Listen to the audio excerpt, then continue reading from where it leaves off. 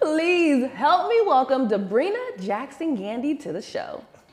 Hello, hello, hello. Good to be here. I'm happy that you could make it, man. This is gonna be great. You guys, look, we have Debrena here, or should I say Mrs. Debrena here, because she's actually going to be joining us on the show as our love relationships coach.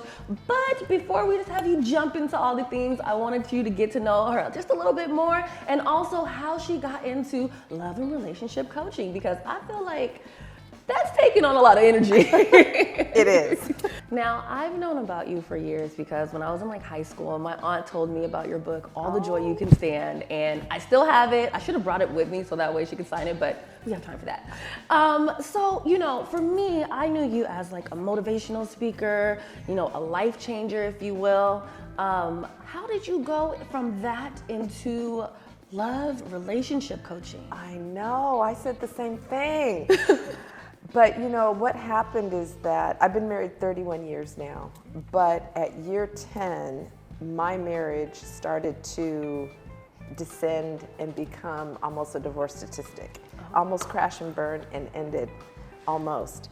And it was during that 4-year period of trying to save our marriage and doing all the things that people said, do this, try this, go speak to this person, see this counselor, see this pastor.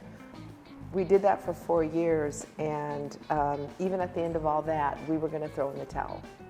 And it was at that lowest point where I started to receive some divine downloads, is what I call it, and an invitation from the Most High to try it a different way.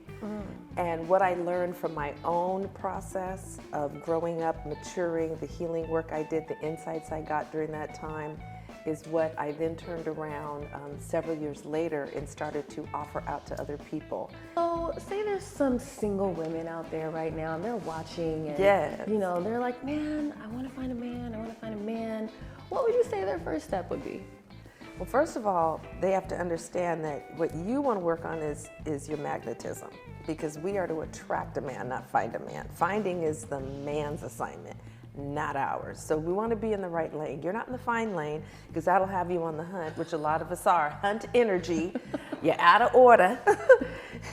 You want to understand that, especially as a woman, you have magnetic energy, and you want to be sure that your magnetism is strong, and you want to be sure you have done your healing work, because if not, it will infect the signal that you emanate, and you will attract based on that signal, not what you think, but who you're being.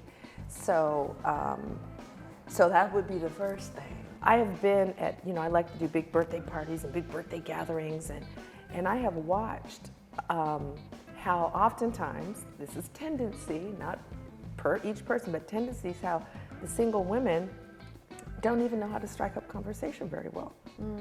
And and when I have my live Love Academy weekends, preparation for partnership, I will give women an assignment.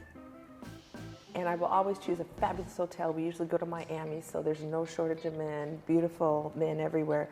And I might say to a single woman, so go over there to the gentleman wearing the da-da-da shirt and just strike up conversation.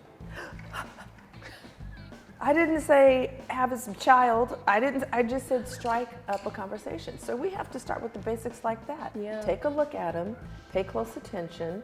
What is something you could make a comment on that would lead to innocent, simple, no motive conversation except to converse, and then come back over here. And you would be amazed at how they freeze up. What do I say?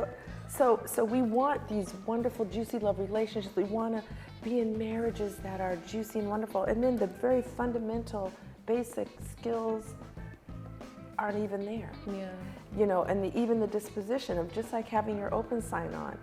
And I have women, I have a practice, like go to Lowe's, go to Home Depot at 8 in the morning. It's all men there getting all their supplies for their projects and jobs if they're in construction. That means they're all employed. They got their work boots on, they're men's men.